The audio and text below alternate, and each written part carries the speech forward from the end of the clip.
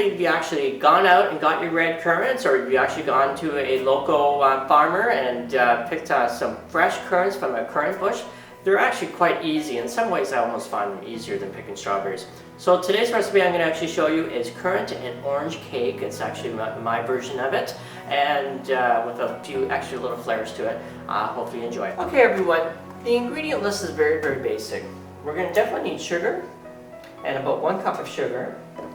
We're going to need about 2 cups of flour with 3 teaspoons of baking powder, and I just sprinkle a little bit of cinnamon to just give it that extra little bit of spice to it. We're going to need 2 eggs plus an egg yolk. Okay, so 2 eggs plus an egg yolk, lightly beaten with a fork, and as you can see, this is what it is. Yep. For the extra spice, we're going to use the orange, and I've actually started grating it already. I just have a grater here, and I grated the orange. We're going to need a half a cup of milk, and currants, of course. Now, I've lightly dusted these currants with a little bit of flour just to keep them, to hold them in place, okay? And then, of course, we're going to need a half a cup of butter, which is already in my blender. All right, so let's get started. All right, everyone, what we're going to do is I'm going to use my good old KitchenAid mixer here. I love this machine, so if you ever do get KitchenAid, you're going to it's going to be your best toy. You're going to first begin with beating the butter. And we're going to do this on medium-high. Now, since our butter is creamed, we're going to slowly add the sugar, just a little bit at a time. And the most important thing is we want it to be nice and light and fluffy, okay?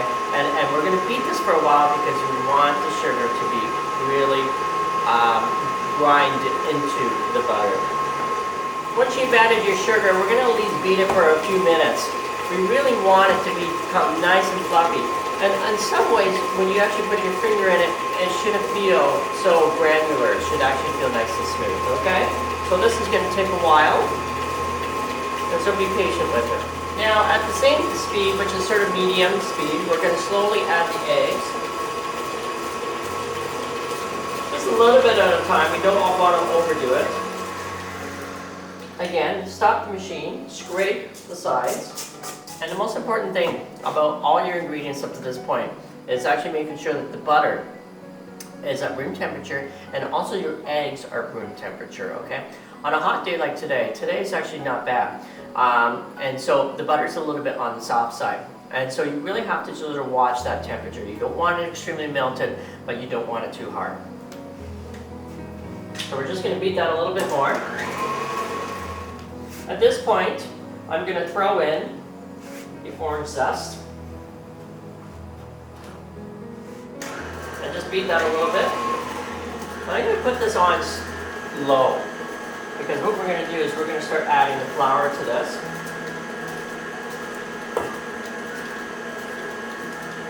And we're only going to add 1/3 of the flour until it mixes. And don't overmix this part. Now we're going to add a little bit of milk.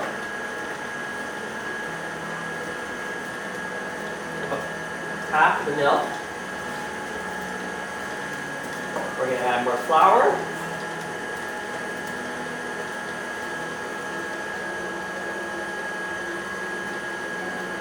The rest of the milk.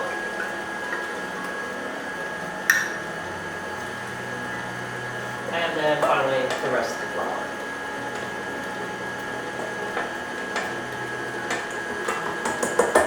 Stop the machine, lift it up, scrape the sides. So, this is getting closer and closer to getting done. And actually, I'm taking my time on this, but you know, in reality, this is actually going to be pretty quick. I'm going to turn up the machine a little bit more. I'm just going to beat it for a little while, like maybe for 30 seconds, a minute. Probably even a little bit less than that, because it's looking really, really quite good. Now comes the best part, actually. This is the part where I usually do the taste testing. I lick my finger over it, but that's a little disgusting to do on camera. We're just going to lift this up. I'm going to scrape everything off here. Take the bowl out. I'm just going to give it a little bit of folding in here. And this is the great part. We're going to add our currants that we just freshly picked. This is is almost the perfect Christmas cake in some ways. I love the red colors with the white. The orange certainly gives it a little bit of zest, and same thing with the cinnamon. Okay, preparing the cake pan is actually really quite simple. Actually, I love using, believe it or not, Pam. Out of all the things, I've actually been one of those type of people who would just get the butter and smear it all over. I'm a type of person who likes to just quickly do things and get it done as quickly as possible and without making the biggest mess. So just get your Pam out. What we're going to do is we're going to sprinkle a little bit of flour in here, and I just give it a good shake, and there you have a nice floured pan. So with this wonderful cake that we have actually just made, at this point, what we want to do is preheat the oven, and hopefully you've actually did that before, like I did. So before you always start baking, get the oven turned on at 350 and get it preheated. So whatever you do, do not throw this thing in an preheated oven. Okay, so let's go over to the oven. Okay everyone, over to the oven. I actually just love this oven because it's a little bit of a vintage oven in this old house. So what we're going to do is just add the cake to the oven and let it bake for 40 minutes. Now that you've actually have a baked cake here for 40 minutes, and what I'd allowed to do is just cool it for a little bit, and then let's actually add some frosting over this. This is just going to be a very simple glaze, and that's just going to give it a little bit of sweetness, okay? Hopefully you didn't throw away the orange that you actually grated, because this is going to be an excellent little flavoring for the glaze. So we're just going to chop this orange in half. And here I have some icing sugar, just simple icing sugar, about a cup and a half, a cup, depending on how much I want. And first of all, what I'm going to do is squeeze the orange in this this glass here. And I should get myself a fork here. Now, I'm also going to add a little bit of Grand Marnier. And this is actually an orange flavored liqueur. I'm just going to add a bit of this in here.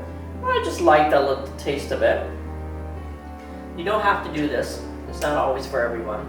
And so what we're going to do is just swirl it a little bit, and now I'm just going to microwave it just to get it hot for about maybe less than a minute.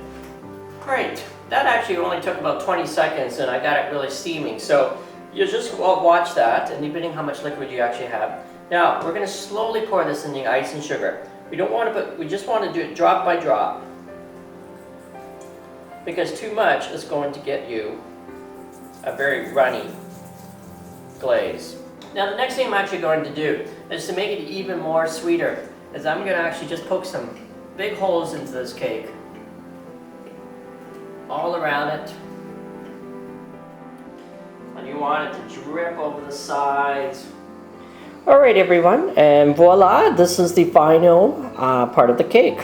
Very simple cake, very easy to make, delicious, and I've just decorated with some leftover currants, some orange slices that I've actually peeled off, and of course some fresh mint from the garden. So enjoy everyone, and we'll see you next time.